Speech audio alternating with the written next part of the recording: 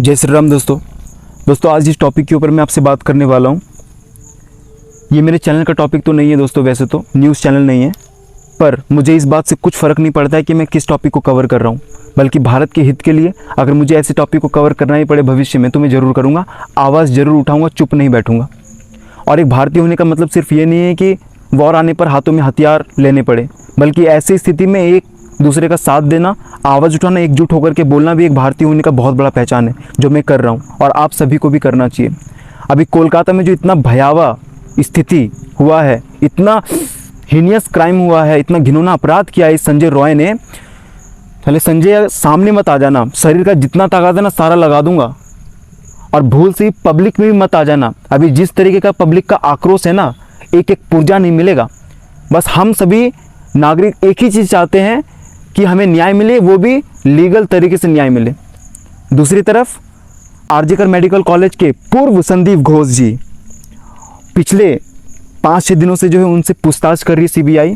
अभी तक न जाने बहुत सारे सच बाहर निकल गए होंगे, ठीक है। अच्छा, मैंने पूर्व इसलिए बोला है क्योंकि जिस दिन ये घटना घटी थी उसके 4 से 8 घंटे के बाद जो है इस महाशय को दूसरे कॉलेज का प्रिंसिपल का डेजिग्नेशन मिल गया है, कोलकाता के नेशनल मेडिकल कॉलेज में।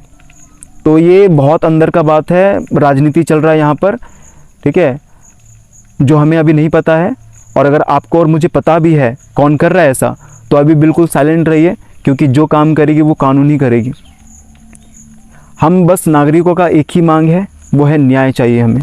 मुझे अपने सीबीआई पर, मुझे भारत के माननीय न्यायाधीश पर, सुप्रीम कोर्ट पर पूरा भरोसा है, कुछ ना कुछ तो ज़रूर होगा। इस संजय रॉय को तो सज़ा मिलनी ही चाहिए, इस संदीप घोष को भी सज़ा मिलनी चाहिए, इसके साथ साथ जो भी लोग शामिल हैं उन्हें भी बहुत कड़ी से कड़ी सज़ा मिलनी चाहिए, बहुत बुरी तरीके से सज़ा मिलनी चाहिए। हम बस यही चाहते हैं, हमें न्याय मिले, उस दीदी को न्याय मिले, उनके परिवार को न्याय मिले। मैं ये बात इसलिए कह रहा हूँ क्योंकि मेरी भी बहनें हैं, मुझे भी अब डर लगने लगा है और मैं अपनी बहनों का सुरक्षा चाहता हूँ। ये जो राखी मैंने बंधवाई है, आपने ही बांधा होगा, आप अपने कलाई में देखिए। जब एक बहन अपने भाई के हाथों में ये रक्षा सूत्र बांधती है ना, तो बस ये सोचती है कि कोई भी मुसीबत आए तो मेरा भाई मेरे सामने खड़ा रहे। लेकिन वर्क प्लेस में ही अगर ऐसा हो तो भाई क्या करेगा? बात अगर चौराहे की हो, बात अगर रोड की हो, तो फिर कुछ सोचने में लगता है। लेकिन वर्क प्लेस में यार, मतलब कोई सिक्योरिटी नहीं, किसी तरीके का सिक्योर नहीं। अभी मैं 3-4 दिनों से कई सारे पॉडकास्ट देखा मैंने, उसमें लड़कियों का बस एक ही डर है कि मैं किस लड़के पे भरोसा करूं, जो मेरे साथ खा पी रहा है, अगर किसी ने कुछ मिला दिया, मुझे खिला दिया। हम लोग पे भरोसा उठता चला जा रहा है दोस्तों। और अगर ऐसा ही रहा ना, तो आने वाले भविष्य में ना भारत एक ऐसा दिशा पकड़ लेगा कि सामने आप जा रहे हो और आपके सामने क्राइम हो रहा है, ऐसा दुष्कर्म कृत कर रहे हैं, लेकिन हम कुछ नहीं कर पाएंगे क्योंकि ये जो गुंडे हैं ना, ये सीना चौड़ा करके हमारे सामने घूम रहे होंगे। इसीलिए कुछ ऐसा उदाहरण सेट किया जाए, इतना घिनौना अपराध करने वालों को इतना बुरी तरीके से सजा मिले कि रूह कांप जाए, आने वाले हजारों पुश्ते जो है ना डरे ऐसे घिनौना काम करते हुए। हमें बस न्याय चाहिए दोस्तों। अभी जिस तरीके से जो मुद्दा है हर न्यूज़ चैनल में, हर बड़े न्यूज़ चैनल में, और जिस तरीके से इंटरनेट में सर्कुलेट हो रहा है, ये जो लोगों ने आवाज़ उठाया है ये बंद नहीं होना चाहिए, और आपको भी आवाज़ उठाना पड़ेगा दोस्तों, ठीक है। मैं सिर्फ इस क्राइम की बात नहीं कर रहा हूँ। आपको पता है, जानकर के हैरानी होगी, एक साल में लगभग 30,000 से ज़्यादा केस सामने आते हैं। वैसे लोगों का क्या, उन्हें न्याय नहीं मिलनी चाहिए क्या? उन सभी को न्याय मिलना चाहिए, एक एक लोगों को न्याय मिलना चाहिए। उनके परिवार पे क्या बीता होगा?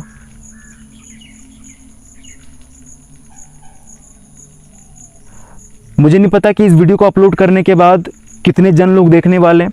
200 लोग देखेंगे, 400 लोग देखेंगे। मेरा आत्मा मुझसे यही बोलेगा कि राकेश तूने अपना काम किया है, मैं चुपचाप नहीं बैठने वाला। मैं अपने नज़रों के सामने नहीं गिरना चाहता। मेरी आत्मा मुझसे बाद में ये ना बोले कि तुम भी तो हाथ पे हाथ धरे बैठे थे। मुझे ये बर्दाश्त नहीं है, और आपको भी नहीं चुप बैठना चाहिए, क्योंकि उस लड़की के चेहरे पर अपनी बहन बेटी को देखिए। आज उनके साथ हुआ, ये मत सोचो कि उनका पर्सनल मैटर है, कल दिन आपके साथ हो सकता है। और जब हमारे और आपके साथ होगा ना, तो फिर हमारे साथ कोई खड़ा होने वाला नहीं रहेगा। फिर आप गुहार लगाते रहना, मेरी कोई मदद करे, मेरी कोई मदद करे, उस वक्त कोई मदद नहीं करेगा। ठीक है ना।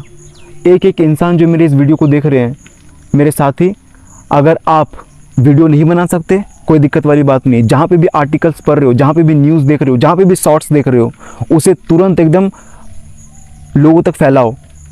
लेकिन एक बात का ध्यान रखना, जिस विक्टिम के साथ ये हुआ है ना, उसका नाम नहीं देना है, उसका चेहरा नहीं दिखाना है, नहीं तो उनके साथ अच्छा नहीं होगा। ठीक है। आपको आवाज़ उठाना चाहिए दोस्तों, ज़रूर उठाना चाहिए। मुझे बहुत ख़राब लग रहा है, भले ही मैं ये वीडियो कुछ दिनों के बाद बना रहा हूँ, पर ये जो गुस्सा है ना, ये शांत नहीं होने वाला है। और ऐसे जितने भी सारे नागरिक हैं, किसी को भी गुस्सा ठंडा नहीं होने वाला है। सब लोग लड़ेंगे और अंत तक लड़ेंगे। बस ये मुद्दा जो है ऐसे शांत नहीं रहना चाहिए। निर्भया केस में क्या हुआ था, उस वक्त भी जो लोग हैं कैंडल मार्च के लिए बाहर निकले थे, उस समय भी जो है लोगों ने प्रोटेस्ट किया था, उस वक्त भी जो है सीबीआई ने आवाज़ उठाया था, जांच पड़ताल की थी। लेकिन उस केस का कुछ पता नहीं। 11 साल के बाद वापस से ये हुआ है। लेकिन इस बीच में और भी कई सारे केसेस आए हैं, लेकिन बहुत लोगों ने इस पे बढ़ चढ़ करके अपना हिस्सा दिया है। तो ये केस तो चुप नहीं होना चाहिए। और अगर आप चुप हो जाओगे, अगर मैं चुप हो गया, तो ये केस वैसे का वैसा ही दब जाएगा, रफा दफा हो जाएगा। तो ये गुस्सा रहना चाहिए आपके अंदर और मेरे अंदर। अब मेरे 3 बहुत बड़े बड़े सवाल हैं। इस वीडियो में थोड़ा सा बने रहना, वीडियो थोड़ी सी लंबी ज़रूर होगी, लेकिन आपको जो है मेरे प्रश्नों का उत्तर देना पड़ेगा। जो भी अच्छे पद में बैठे हुए हैं, वो अगर मेरी वीडियोस को अगर देख रहे हैं, तो मेरा ये सवाल है आपसे। सबसे पहला, ऐसे अपराधियों को जल्दी सज़ा क्यों नहीं मिलती है? क्यों ऐसे गुंडे की तरह घूम रहे होते हैं, सीना चौड़ करके घूम रहे होते हैं? और यही एक वजह है, इतने सारे लोग जब डरते नहीं है ना, तभी ऐसा घिनौना काम होता है। आपको पता है, अभी इस 1 घंटे में 2 से 3 हो चुके होंगे ऐसे मामले। ऐसा क्यों होता है? क्यों ऐसे लोग खुलेआम घूमते हैं? अभी उज्जैन में उज्जैन में जो हुआ था, उसमें एक ऑटो ड्राइवर ने एक 12 साल की लड़की का जो है ऐसा घिनौना काम किया था। वो आदमी कहाँ है? वो भी तो आदमी खुला ही घूम रहा है। उत्तर प्रदेश, मध्य प्रदेश, बिहार, कितने सारे जगहों में ऐसा काम हो रहा है। क्यों इन लोगों को जल्दी से जो है सज़ा नहीं मिलती है? मेरा ये सवाल है। क्यों इनको खुलेआम छोड़ दिया जाता है? क्यों ऐसा उदाहरण सेट नहीं किया जा रहा है कि ऐसे लोगों का रूह कांप जाए, ऐसा काम करते वक्त जो हाथ कांपे? ये 10 लाख रुपए जुर्माना दे देना या फिर 10 साल के लिए जेल कर देना, ये कोई सज़ा नहीं है, ये कोई बड़ी सज़ा नहीं है। सजाए मौत ही बहुत बड़ी सज़ा है। जिस तरीके से जिस इंसान का क्राइम होता है ना, वैसे इन लोगों को जो है सज़ा मिलनी चाहिए। जो वयस्क लोग हैं, उनके साथ अगर ऐसा दुष्कर्म होता है तो सोचने में लगता है कि हाँ, एक वयस्क मर्द था, एक वयस्क जो है एक नारी थी, उसके साथ ऐसा किया। लेकिन जो 2-2 साल के बच्चे हैं, जो 4 साल के बच्चे हैं, उनके साथ क्या? ऐसे लोगों को तो घिनौना बहुत बुरी तरीके से मारना चाहिए। ऐसे कई सारे देश हैं जहाँ पे बिल्कुल भी समय नहीं लिया जाता, पब्लिकली जो है उनको कर दिया जाता है। 7 दिनों के अंदर अंदर जो फांसी में लटका दिया जाता है। ऐसा कानून क्यों नहीं बनता है? हाथ जोड़ करके विनती है, ऐसा कानून क्यों नहीं बनता है? बिल्कुल लीगल तरीके से मेरी आपसे हाथ जोड़ करके विनती है, मेरा ये प्रश्न है। Number first. नंबर दूसरा, ये बहुत बड़ा सवाल है, मेरा बहुत बड़ा सवाल है। जितने भी यूट्यूबर जो खुद को अपने आप को एक बड़ा सक्सेसफुल यूट्यूबर समझते हैं, कहाँ चले गए भाई? आप लोग कहाँ चले गए? हाँ, आप खाली पैसे के लिए बने हो? बड़े बड़े मुद्दे पर चर्चा करते हो आप यूट्यूब में आकर। अभी क्या हो गया? क्या वो बहन आपकी बहन नहीं हो सकती है क्या? चुप बैठे हो इसलिए कि मेरे चैनल पे कोई सामत ना आ जाए? या फिर आप सिर्फ पैसे में इतना धुंध हो चुके हो कि सिर्फ आप किसी एप्लीकेशन को प्रमोट करने के लिए, किसी गेमिंग एप्लीकेशन को प्रमोट करने के लिए, राइट, उसके बाद यूट्यूब में जब किसी एक इंसान का खिंचाई हो रहा होता है तो उसमें ट्रोलिंग वीडियो पता नहीं हजारों वीडियो बन जाते हैं, गाली गलौज वाले बहुत सारे वीडियोस बन जाते हैं। अभी क्या हो गया है आपको, अगर आप एक दो वीडियो अगर बना ही दोगे तो क्या आपका चैनल का रेटिंग गिर जाएगा, या फिर आप ये समझ रहे हो कि मेरे टॉपिक से बिल्कुल अलग हो जाएगा? ऐसे मत करो यार, हाथ जोड़ करके विनती है, ऐसा मत करो, ठीक है। बहुत ही प्रेम भाव से आपसे मेरी विनती है, ऐसा मत करो। या फिर आपको ऐसा लगता है कि मेरे पास तो फेक सब्सक्राइबर हैं, लोग देखेंगे ही नहीं। मिलियन मिलियन में सब्सक्राइबर लेकर के बैठे हुए हो, हर बड़े मुद्दे पे आप सवाल उठाते हो, इस मुद्दे पे क्यों नहीं उठाए हो? उठाओगे आप ज़रूर, लेकिन अभी ये थोड़ा सा मामला थोड़ा सलट जाए, फिर बाद में चल करके आप आवाज़ ज़रूर उठाओगे, लेकिन तब क्या फ़ायदा? तब क्या फ़ायदा? कुछ फ़ायदा है? उस वक्त आवाज़ उठाने से कुछ फ़ायदा है क्या? अभी लोहा गर्म है, अभी अगर आप अपना आवाज़ उठाओगे तो कहीं ना कहीं बात जा करके हिट करेगी। कम से कम आप एक वीडियो बना करके ये तो बोल सकते हो कि हमारी जितनी भी सारी बहन बेटी है, जितने भी सारे फ्रेंड्स हैं, उनको सेफ्टी देना हमारा कर्तव्य है, हमारा दायित्व बनता है, और आप ऐसी गलती बिल्कुल ना करें। क्या पता आपके ही सब्सक्राइबर में से कोई एक इंसान आगे चल करके क्राइम करने वाला हो। अगर आपको चाहते हैं तो आपसे सीखेंगे कि नहीं सीखेंगे? जो इंसान इन्फ्लुएंसर, जो बहुत बड़े कैटेगरी पे बैठा होता है, उनको देख करके लोग सीखते हैं। जो बड़े बड़े जो एक्टर्स लोग जो किसी चीज़ का प्रचार करते हैं जो शरीर के लिए हानिकारक है, बेचारा जो वीडियो देख रहा है वो तो बिल्कुल मासूम सा है। वो ये सोचता है कि जब इतने बड़े एक्टर जब ये चीज़ का प्रचार करें, मतलब ज़रूर खाते होंगे, तो मुझे भी खाना चाहिए। आप इस चीज़ को तो भली बात ही जानते ही हो, तो आप क्यों नहीं वीडियो बनाते हो? आपके साथ तो बहुत अच्छे अच्छे लोग जुड़े हुए हैं। मेरे तो कहाँ 5000 सब्सक्राइबर्स हैं, मुझे नहीं पता कि ये वीडियो लोग कितने लोग देखने वाले हैं, लेकिन आपके साथ तो अच्छे अच्छे लोग जुड़े हुए हैं। तो आप ऐसा क्यों कर रहे हो? आपको क्यों नहीं लगता है कि मुझे आवाज़ उठाना चाहिए? सोचो इसके बारे में। सिर्फ पैसे के लिए काम मत करो, ऐसे मुद्दे को छेड़ना बहुत ज़्यादा ज़रूरी है, ठीक है। अभी जो YouTube वगैरह में ज़्यादा काम नहीं करते हैं वो लोग वीडियोस आकर के बना रहे हैं, वो लोग जो है रैली निकाल रहे हैं, लेकिन आपके पास तो ना जाने एक वीडियो अपलोड करने के बाद 50-50 जो है लाख व्यूज़ आ जाते हैं, ठीक है, करोड़ों में व्यूज़ आ जाते हैं। आपके साथ ना जाने कितने अच्छे अच्छे लोग जुड़े होंगे। अगर वो इस वीडियो को देखेंगे तो शायद और भी जो है पावर बन जाएगा और बहुत जल्दी ही न्याय मिलेगा। तो इसके बारे में ज़रूर सोचना, और बिल्कुल प्रेम भाव से आपसे मेरी विनती है, ज़रूर वीडियो बनाइए। एक वीडियो बनाइए, 2 वीडियो बनाइए, ठीक है। आपके ऑडियंस में अच्छे तरीके से न्यूज़ जाएगा, उन पे इफ़ेक्ट पड़ेगा। और इसके साथ ही साथ मैं अपने भी ऑडियंस को कहना चाहता हूँ, ये कहीं ना कहीं हम और आप ही रेपिस्ट हैं। ये बात सच है, आप और हम ही रेपिस्ट हैं। हम लोग का नज़र इतना ख़राब हो चुका है कि जो भी कोई जाता है तो उनको गलत नज़र से देखते हैं, और इसी वजह से जो है लड़कियां सेफ़ नहीं महसूस करती हैं। थोड़ा इसके बारे में ज़रूर सोचना मेरे साथियों, ठीक है। अपने चरित्र को मत खोइए।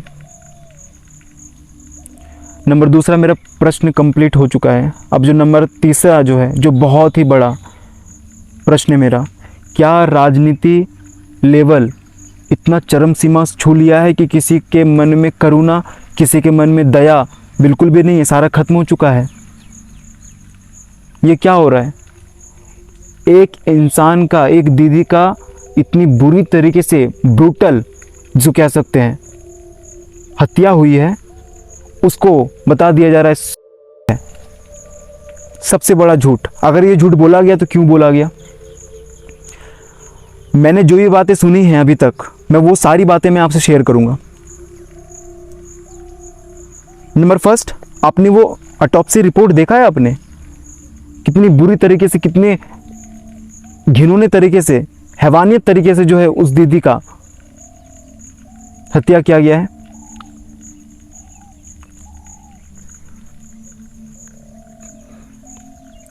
एक 141 की 140 ऐसे जख्म दिखे हैं, और 14 बड़े बड़े कारण। सबसे पहले पैल्विक गर्डल को तोड़ दिया गया, जो है ब्लीडिंग हो रही है। मुझे नहीं कहना चाहिए वो मेरी दीदी के समान है, पर लोगों को पता तो चले कितनी गलत तरीके से जो है ये चीज़ हुआ है।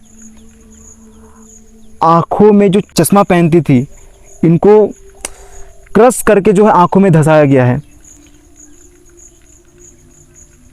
जो थ्रॉट है इसको तोड़ दिया गया। कानों से ब्लीडिंग हो रही है, आंखों से ब्लीडिंग हो रही है, उंगलियों को काटा गया है, उंगलियां जख्मी हैं, पैरों में चोट है, पेट में जो है बहुत सारे जख्मी है।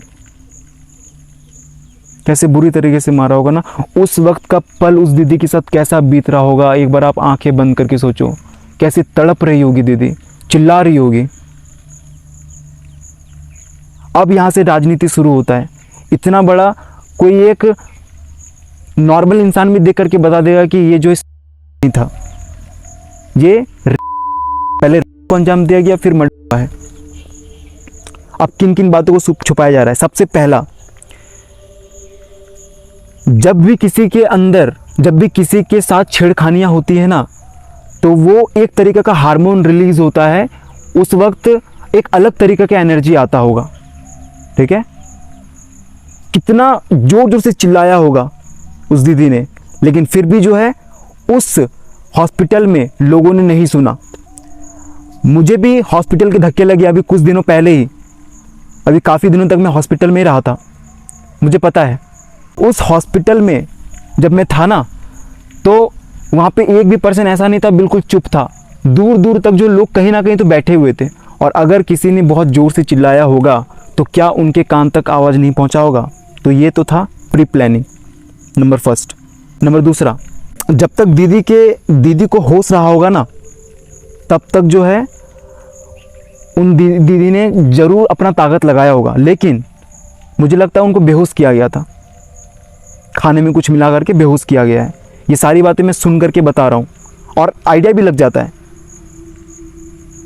36 घंटे का ड्यूटी करने के बाद वैसे हम जब रात में एक रात नहीं सो पाते हैं, जैसे कि मैं इवेंट शो करता हूँ, तो एक रात अगर नहीं सो पाते हैं ना, तो शरीर पूरा थक सा जाता है, दिमाग सही से काम नहीं करता है, हाथ पैर को रेस्ट चाहिए। लेकिन इस दीदी ने 36 घंटे तक काम किया है, और जानबूझकर 6 महीने तक इनको जो है 6 महीने से इनको इस तरीके का ड्यूटी दिया जा रहा था।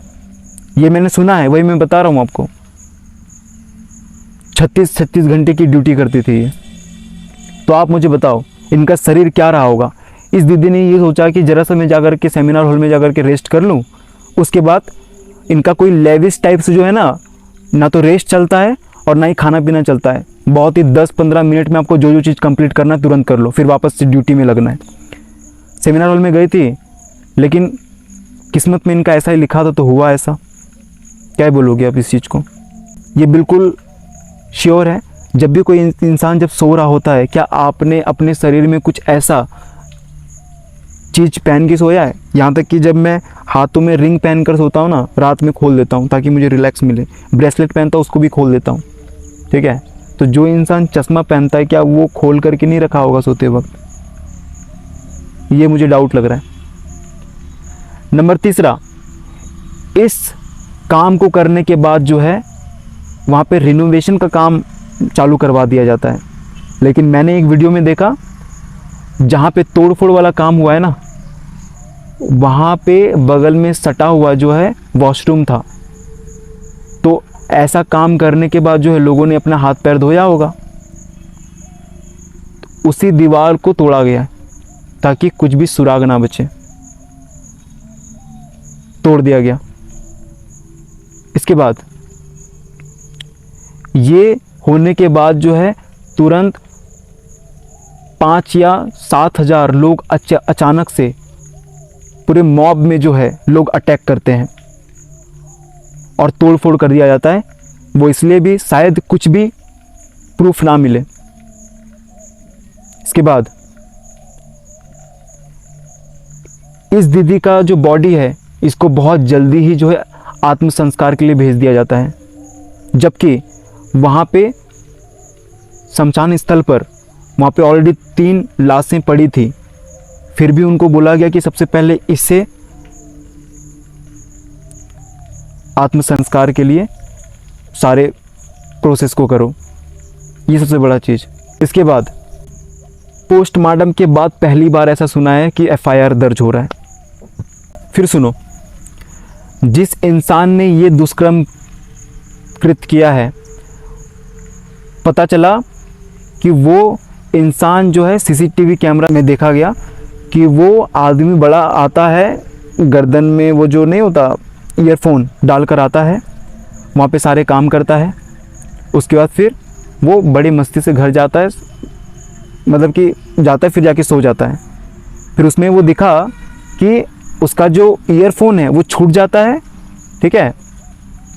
तो इससे ये पता लगाया गया। तो वापस से जब उनको बुलाया गया ना, तो सभी को, सारे स्टाफ को खड़ा किया गया। उसमें से संजय रॉय भी था जिसका ब्लूटूथ कनेक्ट हो गया। तो इससे ये पता चल गया कि वो इंसान है, ठीक है। अब उस इंसान ने क्या किया कि खुद ही एक्सेप्ट कर लिया कि हाँ मैंने ही ये कुछ किया है और मुझे जल्दी जल्दी जो है सज़ा मिलनी चाहिए, मुझे फांसी पे दे दो, ऐसा उस लड़के ने खुद बोला है। शायद इस चीज़ को रेप वाले मामले में जो है ना, इसको वे में मोड़ना था। तो ये जो मामला है ना दोस्तों, क्या अर्थ दूँ मैं इस सिचुएशन को, मतलब पूरी तरीके से मिला भगत टाइप से ये वाला चीज़ है। यही बस मैं कहना चाह रहा था कि हम सभी यही चाहते हैं कि इनको न्याय मिले, हम सभी को न्याय मिले। मुझे पूरा भरोसा है हमारे माननीय न्यायाधीश पर, हमारे सुप्रीम कोर्ट पर, हमारे सीबीआई पर, जो अच्छा कुछ करेंगे। जय हिंद, वंदे मातरम।